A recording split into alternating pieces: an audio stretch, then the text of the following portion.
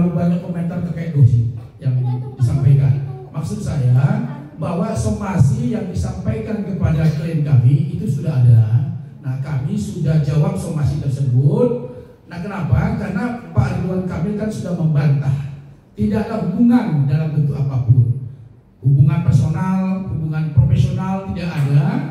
Nah, karena tidak ada hubungan profesional itu jelas, makanya semua itu sudah disampaikan di dalam jawaban somasi kami yang kami sampaikan ke mereka gitu, dengan kuasa hukumnya LM. Jadi itu sudah clear.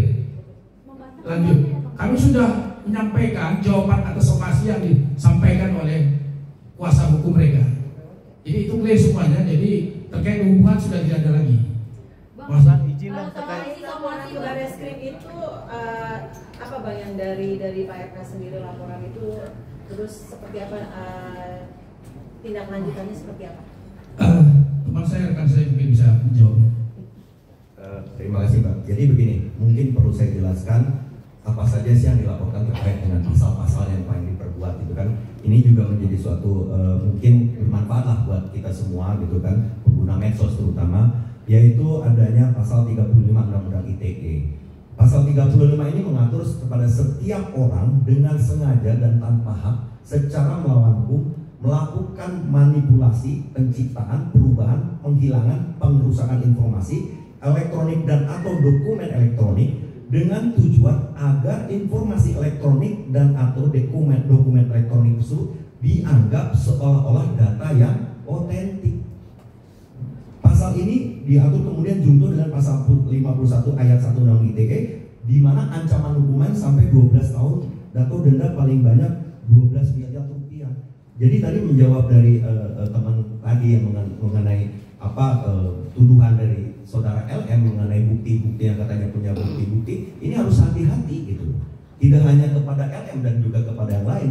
Jika mengunduh suatu transaksi informasi elektronik ke dalam suatu bentuk digital, kemudian ke medsos ya, ke TikTok, Instagram, di mana itu jelas merusak nama baik dan seolah-olah itu dianggap bukti yang otentik. Contoh misalkan, saudara yang mengatakan bahwa dia mempunyai anak dari Pak RK. Hati-hati itu, apakah dia mempunyai bukti otentik? Kalau tidak, pasal ini berbicara gitu, yang seolah-olah ada bukti otentik bahwa itu anaknya Pak RK. Padahal itu kan hanya sebatas bicaranya dia gitu. Nah, kemudian juga terutama di sini juga adanya pasal 27A, di mana bunyi pasal ini intinya adalah barang siapa menyerang kehormatan atau nama baik orang lain dengan cara menundukkan suatu hal dengan maksud supaya hal tersebut diketahui oleh umum dalam bentuk informasi elektronik dan atau dokumen elektronik yang dilakukan melalui sistem elektronik. Jadi di sini kalau tuduhan mengatakan seperti ini seperti itu tanpa ada dasar bukti otentik, maka itu masuknya pencemaran nama baik atau menyerang kehormatan. Dan di sini jelas ancaman hukumnya cukup tinggi ya. Gitu. Yang tadi 12 tahun, yang pasal 27-nya 2 tahun. Demikian. Berarti Pak RK nggak main-main ya untuk menjebloskan LM ini ke penjara, Pak? Sekarang gini, Mbak, betul. Pertanyaannya di sini bukan soal main-main atau tidak main-main. Di sini menjadi pembelajaran kepada kita semua gitu, bahwa kita boleh membicarakan berpendapat apapun boleh, tapi kan ada rules-nya, ada koridornya gitu.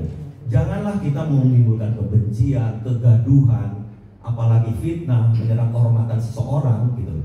Karena kalau tidak ya nanti saling hujat menghujat. Nah, untuk meredam ini makanya kami dan Pak Ridwan Kamil sepakat untuk meredam ya. Akhirnya melakukan upaya hukum.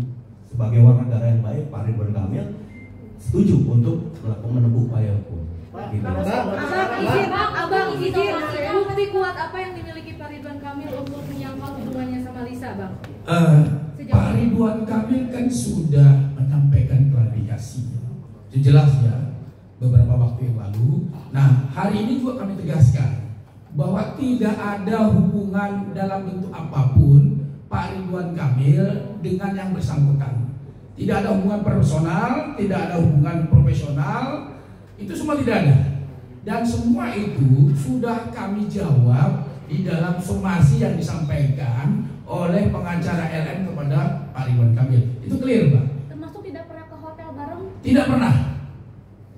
Kemarin kan sempat preskon dari pihak yang kabarnya itu adalah pihak dari suami LM. Ayah biologis dari. Apakah ini juga akan membuat keuntungan dari pihak Pak RK dengan adanya pihak sana sudah mengatakan bahwa inilah ayah biologis dari anak dari LM?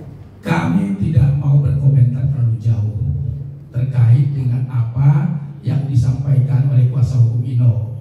Biarlah itu bergulir. Tapi kami dengar, kami lihat ada pengakuan yang disampaikan oleh pengacara dari Ino kalau tidak salah ya, bahwa ada pengakuan bahwa dialah anak biologisnya. Nah tentunya hal ini bagi kami akan serahkan nantinya kepada pihak penyidik, karena pengakuan itu dalam pasal 184 ayat 1 KUHP itu masuk kategori keterangan saksi. Jadi nanti itu bisa kami akan sampaikan kepada penyidik bagian dari proses penyidikan nantinya. Kira-kira begitu, masih ya?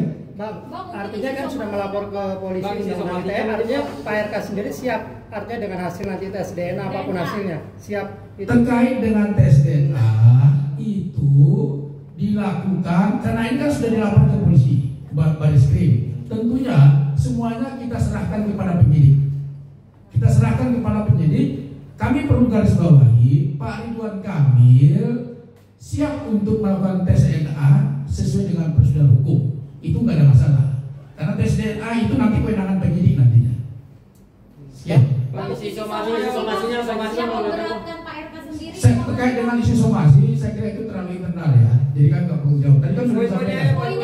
Tadi kan sudah disampaikan tadi. Apa ada permintaan? Oke, sebentar. Jadi begini, sebetulnya intinya dari yang dituntut atau yang digembar-gemborkan oleh saudari LM itu adalah mengenai anaknya Pak RK, kan dibilang begitu nih. Nah, apakah yang bersangkutan punya bukti otentik? Itulah yang tadi dijelaskan oleh rekan kami, Bang Muslim ini, bahwa apa bukti otentiknya gitu loh, bahwa itu anaknya Pak RK. Ini yang menjadi topik utama sebetulnya. Padahal antara Pak RK dengan saudara LM tidak ada hubungan hukum. Jangankan dengan saudara LM ya, dengan anaknya. Bukti hukum apa yang tersangkut terkait dengan Pak LM? Makanya seperti tadi dijelaskan bahwa dari sejak awal, seperti bagaimana juga mungkin Pak RK langsung sudah memberikan klarifikasi bahwa pada dasarnya dia siap untuk dites DNA asal ya sesuai dengan perintah hukum. Enggak asal main-main. Oke, ayo berangkat, bukan seperti itu gitu.